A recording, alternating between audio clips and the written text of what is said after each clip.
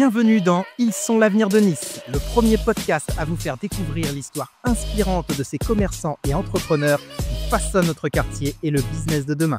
Chaque semaine, Christophe Brémard part à la rencontre de ces Niçoises et Niçois passionnés et nous plonge dans leur univers. Bonjour à toutes, bonjour à tous, bienvenue dans ce nouvel épisode de Ils sont l'avenir de Nice. Aujourd'hui, nous allons parler décoration, ameublement, mais aussi et surtout d'amour, d'amitié et de fidélité. J'ai le plaisir de recevoir aujourd'hui Nathalie et Yves Albisser qui dirigent l'Alcôve Place Wilson à Nice. Bonjour Nathalie, bonjour Yves. Bonjour. Bonjour, bonjour Christophe. Nathalie, tu tiens l'Alcôve depuis maintenant près de 25 ans, si je ne dis pas de bêtises. Qu'est-ce que nos auditeurs peuvent découvrir quand ils rentrent dans l'Alcôve ? Alors, l'Alcôve, c'est un magasin de rideaux à la base, puisque nous avons repris cette entité, comme tu l'as souligné, il y a 25 ans. C'était un magasin qui était en redressement et donc en mauvaise posture et qui était vieillissant. Très vieillissant. Donc, nous avons entièrement remodelé le magasin. Nous avons fait rentrer de nouvelles marques d'éditeurs et augmenté le panier moyen des clients. Nous offrons au magasin un univers assez éclectique qui s'adresse à une clientèle très diversifiée, que ce soit des particuliers bien évidemment, qui est le cœur de notre profession, mais aussi nous travaillons avec des professionnels, des restaurants, des établissements de retraite. Donc voilà, un beau magasin de décoration, d'ameublement, des rideaux sur mesure, où tu travailles à la fois avec la clientèle qui vient en direct, mais également en B2B avec des grands comptes. Et finalement, l'Alcôve, c'est la continuité de ce que Yves a mis en place pendant des années, parce que je crois que tu as commencé en 1973 ta carrière, où tu as commencé en tant que représentant, tu as sillonné les salons de l'immobilier, et aujourd'hui, dans cette logique de l'ameublement, tu es devenu un personnage quasi incontournable, tout le monde te connaît. C'est un concours de circonstances qui a commencé, comme tu l'as dit, j'avais 20 ans. J'ai poursuivi les études, je ne les ai jamais rattrapées, donc j'ai fait comme mon père, j'ai fait ameublement, et j'ai commencé avec une mallette, aller voir des commerçants meubles, en tapant aux portes. Bon, comme j'étais un peu jeune, ils croyaient que je vendais des timbres pour la tuberculose, mais enfin bon, ça c'est autre chose. Et blague à part, j'ai commencé avec mon père, et qui m'a quand même mis sur le chemin, parce que quand on est indépendant, quand on n'a pas de fixe ou quoi, parce que j'ai toujours voulu être indépendant, chez nous ça veut dire avoir plusieurs fabricants qu'on représente. À l'époque c'était que des Français, et donc on n'a pas de fixe. On est comme des artistes, quoi. On travaille sans filet. Après, au fur et à mesure, j'ai acquis de l'expérience. J'ai commencé à voyager seul, j'avais à peu près une trentaine d'années, et j'ai eu par plusieurs hasards, mais toujours en essayant d'être présent à peu près partout, j'ai eu l'opportunité de travailler avec des pays étrangers, dans l'ordre l'Italie, puis l'Espagne, puis le Portugal. Ce qui m'a permis d'avoir justement des fabricants différents un peu des autres. Parce que ce qu'il faut dire, c'est qu'à l'époque, personne ne travaillait avec l'Espagne ou avec le Portugal, et tu as été un des premiers, effectivement, représentants français à aller chercher des produits là-bas. Tout à fait. Et en plus, j'avais oublié, mais j'étais, je pense, le premier à vendre du meuble contemporain en lac dans les années 80, parce que le contemporain, c'était Louis-Philippe Restauration. Hein. Voilà, il ne faut pas oublier quand même que les meubles, c'est Louis XV, Louis XVI, Louis-Philippe, c'est des rois français, hein, plus ou moins, même jusqu'à Napoléon III, en commençant par vraiment les Visigoths presque, dans l'ameublement. Et le fait que j'ai pu un peu me différencier au départ en faisant du contemporain, et après, justement, comme tu dis, en ayant ces nouvelles sociétés avec qui c'était très difficile, parce que j'ai jamais parlé couramment italien, ni espagnol, ni portugais. Mais bon, les gens là-bas, ils s'accoutumaient à moi, on va dire. Mais surtout, ça m'a permis, et c'est là où on a évolué, ça m'a permis de commencer à travailler avec donc les Galeries Lafayette de Cap 3000, et je parle de ça en 88. Non, moi c'était 85, je pense. Et j'ai commencé à travailler avec eux pendant un moment en leur fournissant des produits, ce qu'on appelle des achats sur place, toujours pareil, un peu originaux, différents des autres. Et en continuant, j'allais oublier de le dire, tous les salons professionnels, c'est-à-dire Porto, Valencia, Madrid, Milan, plus même j'ai été faire des balades à Cologne ou à Bruxelles, où il y avait toujours, je répète, des salons professionnels, et ça me permettait de connaître beaucoup de monde, parce qu'au fur et à mesure. Donc une très bonne maîtrise globale de ton domaine d'activité dans l'ameublement, c'est-à-dire que directement du fabricant jusqu'au distributeur et ensuite avec l'alcôve jusqu'au client final. Et c'est ça, d'autant que justement, un jour, le directeur des Galeries Lafayette m'a dit, Monsieur Albisser, ça c'était en 87, on ne va plus pouvoir travailler avec vous parce que la direction à Paris ne veut plus des achats directs, mais uniquement par la centrale des Galeries Lafayette, donc on ne pourra plus. Ah ben j'ai dit c'est dommage, mais il me dit par contre, on vous connaît, on a connu votre père, on pense que vous êtes des gens sérieux, bon, j'aime bien quand même. Et puis, compte tenu de ça, moi je vous fais une proposition, on vous propose de prendre un stand en début d'année, ça c'était en novembre, dans 2 ou 3 mois, que vous allez gérer vous-même dans les Galeries Lafayette. Ça a été... Nathalie travaillait dans d'autres petits postes ou quoi, un peu dans un magasin de décoration aussi, mais en tant que secrétaire. Et du coup, il y avait mon père qui prenait sa retraite, Nathalie qui était disponible, et mi-mars 88, on nous a confié un stand de 100 mètres carrés au rez-de-chaussée des Galeries Lafayette. Donc ces Galeries Lafayette, c'est ce qui a permis, c'était la logique effectivement de dire ensuite le cheminement jusqu'à la boutique en plein centre-ville de Nice et de l'alcôve, c'était un cheminement assez logique. C'est-à-dire que oui, on est resté 14 ans, alors que moi je pensais qu'on resterait quelques années, et puis en l'an 2000 quasiment, ils nous ont dit, les Galeries Lafayette, bon maintenant il n'y aura plus personne, le stand entre guillemets, on ne pourra plus le fournir. Donc on s'est mis à la recherche d'un magasin. Donc dans les années 90, c'était extrêmement facile d'avoir une offre différenciante, d'avoir une unicité et une spécificité par rapport aux concurrents. Il suffit effectivement, comme tu l'as dit, d'aller chercher effectivement ailleurs, de faire des salons professionnels pour ramener des choses qui sortaient de l'ordinaire. Aujourd'hui, comment est-ce que dans un monde qui s'est totalement mondialisé, qui s'est un peu uniformisé, comment est-ce que vous réussissez à garder cette spécificité et cette unicité ? Alors, on est toujours à la recherche de nouveaux produits, de nouveaux fabricants, et donc on a une offre qui se renouvelle en permanence. Donc ça, je pense que c'est ce qu'il y a de plus impactant et de plus important pour notre business. On continue à visiter tous les salons que j'ai cités précédemment. Même Nathalie, l'autre fois, elle était en Allemagne encore pour chercher des rideaux. On a toujours des exclusivités, c'est-à-dire que par tout ce chemin-là qui a duré une trentaine d'années, on a des produits que personne, dans le meuble en particulier. C'est vrai qu'Yves, tu es toujours en mouvement, de l'organisation de salons, je crois que tu as organisé le salon pour le meuble, de développement de réseaux de représentants. Je suis agent général d'un fabricant de canapés espagnol et j'ai 7 représentants qui tournent en France, qui est aussi donc oui, je continuais toujours, quoi. On a la chance, Nathalie et moi, de travailler dans le même domaine, mais on n'est pas ensemble. Parce que quand je reste 1 heure dans le magasin, je me fais gentiment conduire et ramener à la porte parce que je gêne. Voilà. Donc tu es toujours en mouvement, toujours à la recherche de nouveaux fabricants, de nouveaux représentants pour les découvertes de l'ameublement que tu as pu trouver principalement sur le canapé, si je ne dis pas de bêtises. C'est quoi ton moteur ? Qu'est-ce qui fait qu'aujourd'hui tu as toujours envie tous les matins d'y aller ? C'est parce que moi je peux en parler, parce que j'ai un rapport, mon fabricant espagnol, j'ai mis 15 ans, on va dire 10 ans pour l'installer en France, et maintenant je profite, on va dire, des droits d'auteur, si on peut appeler ça comme ça. Donc, c'est quand même le nerf de la guerre, de gagner un peu de sous.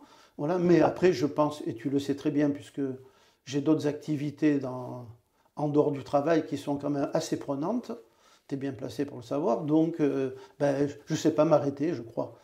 Voilà. Après, j'aime les gens. Je pense que si on n'aime pas les gens, oui, c'est compliqué à faire. Tu as une empathie pour les gens et tu as aussi un besoin de résoudre des problèmes en permanence. Nathalie, vous travaillez en couple. On dit souvent que travailler en couple, c'est pas évident. Quand on vous voit tous les deux, on a plutôt l'impression que c'est une véritable force, que ça vous a aidé à relever un certain nombre de défis depuis plusieurs années. Comment est-ce que tu vois effectivement cette logique d'entreprendre en couple ? Alors, travailler en couple, il est vrai que c'est compliqué, mais nous avons la chance et la force de travailler dans le même domaine, mais pas de travailler ensemble en permanence, puisque nos activités sont bien différenciées. Le magasin, c'est Nathalie, et la représentation, l'agence de représentation, c'est Yves.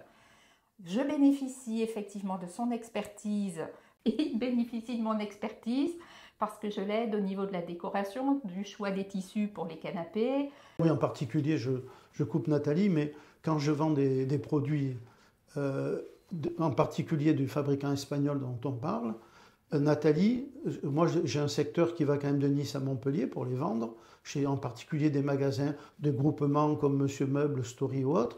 Nathalie va là-bas et les aide à installer les mètres produits en ambiance, tout ça. Donc c'est complémentaire, quoi. Voilà. Ensuite, au sein du magasin, bien évidemment, le cœur de mon métier, c'est le rideau, tout ce qui touche au tissu, donc fabrication de têtes de lit, de coussins, de stores, de rideaux, double rideau. C'est également un département d'ameublement que nous avons donc développé au sein du magasin, avec du mobilier, que ce soit du mobilier contemporain, du mobilier d'appoint, mais aussi de la copie d'ancien.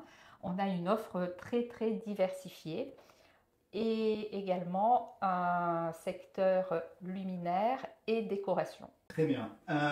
Pour faire du business, c'est relativement simple aujourd'hui, mais par contre, durer dans le business, tout le monde sait que c'est extrêmement compliqué. Vous êtes aujourd'hui l'image incarnée du business qui dure. Qu'est-ce qui fait qu'aujourd'hui, vous avez pu durer comme ça sur le temps, alors que le monde a quand même fortement évolué avec la mondialisation, la digitalisation. Vous êtes aujourd'hui toujours là. Je crois savoir, dans les clés du succès qui animent et qui vous animent, c'est notamment la fidélité, des amitiés effectivement durables. Est-ce que pour vous, la logique de réseau est quelque chose d'extrêmement important et ça a permis de construire le succès de l'Alcôve et votre succès professionnel? Moi, je vais parler et Nathalie pourra embrayer là-dessus, puisque c'est complémentaire mais un peu différent au départ. Les gens que j'ai rencontrés pendant donc plus de 40 ans dans les pays que j'ai cités, je peux dire que, sauf erreur, quand je vais au salon de Milan, qui était en avril par exemple, je rencontre des gens. Je pense que, en ayant été ce que m'a plus ou moins appris mon père, un peu droit et honnête, les gens, je revois les mêmes gens. À Valencia, n'en parlons pas. Je connais, je crois, peut-être plus de monde au salon de Valencia qu'à Paris même, alors que bon, il y a toujours le salon du meuble de Paris. Et du coup, justement, c'est exponentiel. Hein. Quand si j'appelle un transporteur, comme j'ai eu souvent des gens qui m'ont dit, Yves, moi j'ai besoin d'un transporteur espagnol. J'ai un ami qui est le plus gros transporteur de meubles espagnol. Je connais des gens à Porto qui font du métacrylate, ce qu'on appelle de l'altuglace, qui peuvent faire des produits spéciaux pour l'industrie. Et voilà. Et c'est toutes ces choses-là. J'allais dire, c'est simple, hein. Faire son travail correctement et ne pas tromper les gens. Ça, c'est pour mon domaine. Mais je pense que Nathalie continuera.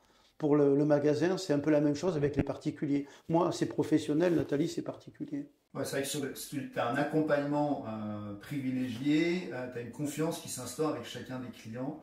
Oui, c'est tout à fait ça. C'est-à-dire que le client qui vient au magasin, peu importe s'il veut acheter pour 100 euros, 200, 300 euros ou 10 000 euros, l'approche du client reste la même. Ce qui est important, c'est effectivement l'accueil, le respect du client, c'est savoir l'écouter. Ce que les gens reprochent, c'est que dans beaucoup de domaines, y compris dans le domaine de la décoration, il n'y a pas une écoute et cette façon de tenir compte de ce que veut exactement le client. Je dis toujours qu'une décoration réussie, c'est une décoration qui plaît au client et qui ne plaît pas forcément au décorateur. Ça, c'est un point essentiel. La meilleure décoration qui soit, c'est la décoration qui permet au client de se sentir bien dans son univers et de se reconnaître dans la décoration qui lui a été faite. Ça, c'est vraiment essentiel. Donc, votre grande force, c'est face à la standardisation des offres que l'on peut voir aujourd'hui un peu partout, c'est cette logique, effectivement, de pouvoir répondre précisément avec une approche personnalisée très humaine à chaque client. Et c'est ce qui fait finalement que des commerces indépendants comme l'Alcôve peuvent continuer de perdurer et subsister face à des gros mastodontes mondiaux, comme on peut le voir dans l'ameublement aujourd'hui. C'est ça votre clé? Tout à fait. Je pense que c'est effectivement la raison pour laquelle on a cette pérennité, oui. Et donc le client, nous l'accueillons au magasin, nous l'écoutons. Ensuite, je fais une sélection de tissus ou de meubles avec une présentation à domicile, une prise de mesure. Et ensuite, je propose un devis détaillé au client et on l'adapte en fonction de son budget, ce qui est important, et on l'accompagne jusqu'à l'installation complète des rideaux et de l'ameublement et de la décoration. Même dans un marché aussi concurrentiel que l'ameublement, aujourd'hui, il y a encore de la place pour des entrepreneurs indépendants. Donc ça, c'est une excellente nouvelle.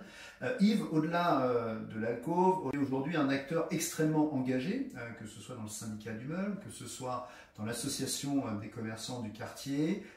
Est-ce que pour toi, cet engagement aujourd'hui t'a apporté beaucoup de choses dans ton business? Est-ce que c'est une consécration? Est-ce que c'est un élément du business? Comment est-ce que tu vis cet engagement permanent qui t'anime? Non, alors, cause à effet, j'ai toujours dit en plaisantant, je l'avais souligné très longtemps au Lions Club, et j'ai jamais eu un client qui était un des membres du Lions Club où j'étais. Et ça a été pareil pour d'autres choses. Je suis aussi, comme tu le sais, à la Chambre de commerce. Je pense que c'est complètement différent. C'est complètement différent, pas que je le fasse exprès, mais je pense que quoi que je fasse, j'ai aussi bien une empathie pour les gens dans le cadre professionnel. Alors ça, c'est peut-être mon défaut et ma qualité. Bon, je dirais que c'est ta qualité essentielle. Voilà, c'est que j'ai travaillé avec j'ai estimé presque 200 fabricants de meubles, à part quelques exceptions. Je pense que je suis toujours resté en bon terme avec ces gens-là, même quand on a arrêté de travailler ensemble. Je pense que ce n'est pas en bon terme, c'est effectivement en très bon terme, mais aussi en termes d'amitié, puisque la plupart de tes fabricants sont devenus des amis. Oui, je les ai toujours d'ailleurs, même si on ne travaille plus ensemble, on se parle tout le temps. Oui. Voilà. Donc, ce que je fais dans l'associatif, c'est un peu la même chose. Je pense que là, il faut appeler ça doit être une drogue, il me semble. Un mode de vie. Tout à fait. En tout cas, un mode de vie qui vous sied bien à l'un et à l'autre. Une dernière petite question pour terminer cet épisode. Est-ce que vous pensez que vous auriez pu avoir le même succès sur une autre ville que Nice? C'est difficile de répondre à cette question, très difficile. Cependant, je pense que Nice est une ville qui, de par le soleil, de par son attrait au niveau du développement, de l'esthétique, c'est une ville qui attire énormément de monde. Et il est vrai qu'on travaille autant, enfin je vois au magasin, je travaille autant avec la clientèle locale, mais je travaille énormément avec une clientèle étrangère de résidences secondaires, de bateaux. Je travaille aussi avec des architectes, donc je pense qu'il serait difficile d'avoir un noyau de clientèle aussi important, peut-être dans une autre ville, peut-être un peu plus difficile. Oui, je pense que Nice apporte à notre activité professionnelle un développement important. Nice est une ville plus propice au business tel que le vôtre. Oui, je pense. Moi, alors c'est tout à fait différent puisque j'ai beaucoup bougé. Donc, mais alors depuis que je suis né, j'ai jamais habité au-delà de 2 km des arènes de Cimier. Voilà, ça résume tout. Donc ailleurs, ça n'existe pas. C'est même pas le Var, toi. Ah mais le Var, c'est la frontière. C'est une frontière. L'avantage, c'est que Nice, effectivement, est connu aujourd'hui aux quatre coins du monde. Que tu sois à Lisbonne, à Milan ou à Porto. C'est d'ailleurs c'est symptomatique. Si on demande à des gens, surtout, même niçois ou étrangers à la ville, combien il y a d'habitants à Nice, quand tu leur dis qu'il y en a 340 000, ils ne le croient même pas. Parce que tout le monde pense que c'est beaucoup plus important. Nous, on est dans un village. L'association des commerçants, n'en parlons pas, c'est encore même le plus grand village commercial de Nice. Et ça, on est un mélange de races, entre guillemets, italiennes, françaises, de tout, un melting pot, et qui fait que finalement, alors moi, je me noie là-dedans volontiers. Qu'est-ce que vous diriez à des jeunes qui veulent s'implanter aujourd'hui sur Nice? Ben, il faut travailler, être sérieux, correct. Et oui, et ne pas se lever le matin. Ne pas compter son temps. Être à l'heure. Voilà. Moi, je suis encore dans le cadre où quand je pars en voyage, ça m'arrive d'aller souvent à Avignon, Montpellier, Nîmes. Je pars le matin à 6h30 et je rentre le soir vers 20h. Ok, bah écoutez, merci Nathalie, merci Yves pour ce moment d'échange, pour tout ce partage que vous venez de faire. Je ne peux qu'inviter nos auditeurs à se rendre à l'Alcôve, place Wilson à Nice, pour découvrir l'ameublement, de la décoration, faire des rideaux sur mesure et surtout pour découvrir Nathalie, échanger avec elle sur tous vos projets de décoration. N'hésitez pas à vous rendre à l'Alcôve. Et pensez bien entendu à vous abonner à notre chaîne Ils sont l'avenir, disponible sur l'ensemble des plateformes. Et surtout, pensez à consommer en bas de chez vous, à consommer à côté de chez vous, à consommer local chez vos commerçants de proximité. Merci et à la semaine prochaine pour un épisode encore plus inspirant. Merci à toi. Christophe.